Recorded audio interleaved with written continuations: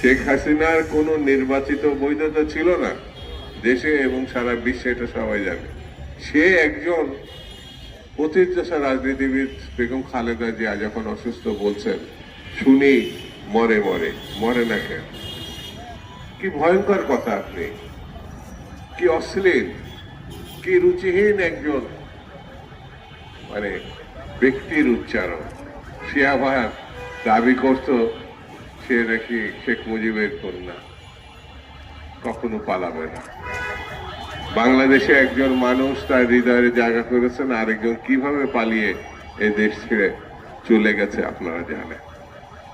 বন্ধুরা, সেই জন্য সেই নেত্রীর কথা, যিনি বাংলাদেশের নারী শিক্ষার ক্ষেত্রে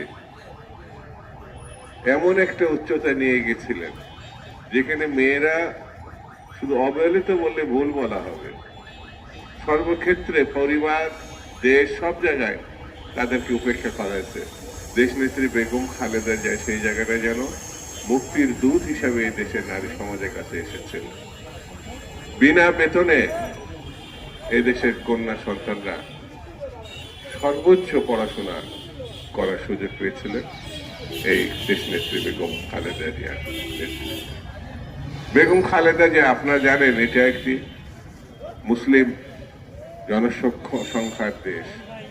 এই জায়গায় অনেক বাধা বিপত্তিকে অতিক্রম করে মানুষের কাছে পৌঁছানো একজন নারীর জন্য কতটা কঠিন, সেটাই যদি ইতিহাসের ধারাবাহিকতা বিষয়ে আপনার নজর রাখেন তাহলে দেখবেন।